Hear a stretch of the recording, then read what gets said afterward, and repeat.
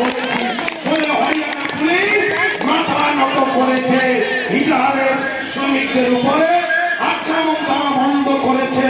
আর মাননীয় মুখ্যমন্ত্রীর সঙ্গে আমার দুবার কথা হয়েছিল।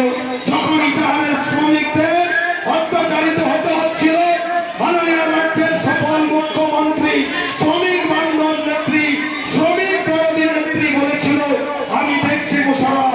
আর বলেছিল পরিযায়ী শ্রমিকরা যারা বাইরে থাকে তারা যাতে কিছু সুবিধা পায়। আমার সরকারের অভাব অনটন কষ্ট হলেও কেন্দ্র সরকার টাকা না দিলেও বঞ্চনা করলেও আমি কিছু একটা করব।